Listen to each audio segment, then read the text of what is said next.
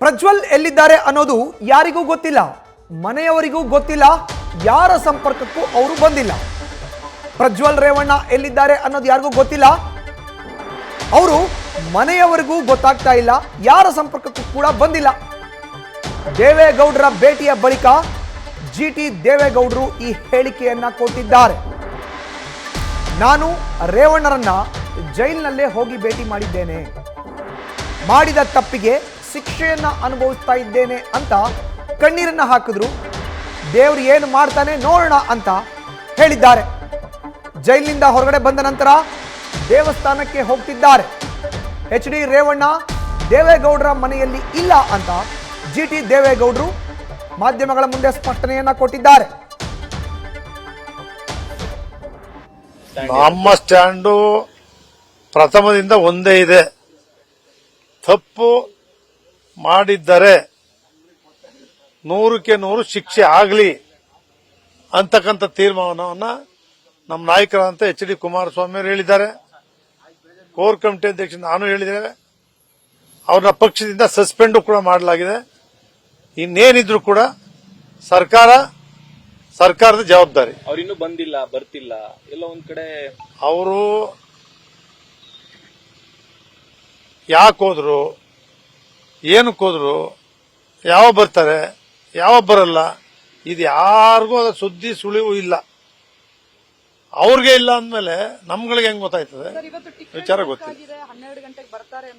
ಅದ್ಯಾವುದು ಅಮ್ಮ ಸುಳ್ಳು ಹೇಳಕ್ಕಾಗಲ್ಲ. ಅವ್ರ ಮನೆಯವ್ರಿಗೂ ಗೊತ್ತಿಲ್ಲ, ನಮಗೂ ಕೂಡ ಗೊತ್ತಿಲ್ಲ. ಸರ್ಕಾರನೇ ಟ್ರ್ಯಾಕ್ ಮಾಡ್ಬೇಕು ಅವ್ರನ್ನ.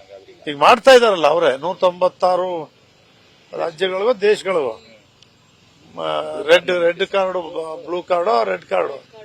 ಬ್ಲೂ ಕಾರ್ಡ್ ಅನ್ನ ಬಿಟ್ಟಿದ್ದಾರೆ, ಅದರಿಂದ ಅದ್ರ ಮೂಲಕ ಹಿಡಿತಾರೆ ಅಂತಕ್ಕಂಥದ್ದನ್ನ ನೋಡಿದ್ವಿ ಪೇಪರ್.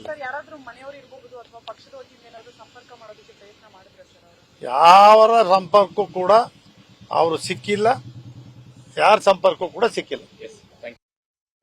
ದೇವಸ್ಥಾನಗಳೆಲ್ಲ ಹೋಗ್ತಾ ಇದ್ದಾರೆ ರೇವಣ್ಣವರು. ಮೊನ್ನೆ ಅಲ್ಲೇ ಹೋಗಿ ಭೇಟಿ ಮಾಡಿದ್ನಲ್ಲ, ಅಲ್ಲೇ ಹೋಗಿ ಭೇಟಿ ಮಾಡಿದ್ದೆ. ಅವ್ರ ದೇವರಿದ್ದಾನೆ, ಏನೂ ತಪ್ಪು ಮಾಡಿಲ್ಲ, ಮಾಡದೆ ಶಿಕ್ಷೆ ಆಯ್ತಲ್ಲ ಅಂತೇಳಿ ಅವರು ತುಂಬಾ ಯೋಚನೆ ಮಾಡ್ತಾ ಇದ್ರು, ಕೊರಗ್ತಾ ಇದ್ರು. ನೆನ್ನೆ ಅವ್ರು ಅದೇ ಹೇಳಿದ್ರು, ಮೊನ್ನೆ ದೇವ್ರು ಏನ್ ಮಾಡ್ತಾನೆ ಮಾಡ್ಲಿ ಅಂತೇಳಿ. ಬಂದ್ಕೊಳ್ಳಿ ಎಲ್ಲಾ ದೇವಾಲಯಗಳಿಗೂ ದರ್ಶನಕ್ಕೆ ಹೊರಟಿದ್ದಾರೆ. ಇವತ್ತು ಹೋಗ್ತಾ ಇದ್ದಾರೆ. ಮನೆಯಲ್ಲಿ ಇವತ್ತಿಲ್ಲ. ರೇವಣ್ಣವರು ತಪ್ಪು ಮಾಡದೆ ಅವ್ರಿಗೆ ಆ ಒಂದು ಶಿಕ್ಷೆ ಅನುಭವಿಸಿದ್ದು ಅವ್ರ ಮನಸ್ಸಲ್ಲೂ ನೋವಿದೆ. ಜನಗಳಿಗೂ ಗೊತ್ತಿದೆ, ರಾಜಕಾರಣಿಗಳಿಗೂ ಕೂಡ ಗೊತ್ತಿದೆ, ಮುಖ್ಯಮಂತ್ರಿ ಉಪಮುಖ್ಯಮಂತ್ರಿಗಳಿಗೂ ಕೂಡ ಗೊತ್ತಿಲ್ಲದೆ ಏನಿಲ್ಲ.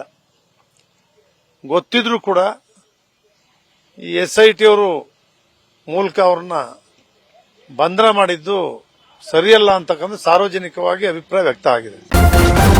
ನ್ಯೂಸ್ ಫಸ್ಟ್ ನಿರ್ಭೀತಿಯಿಂದ ನಿಮ್ಮ ಪರವಾಗಿ.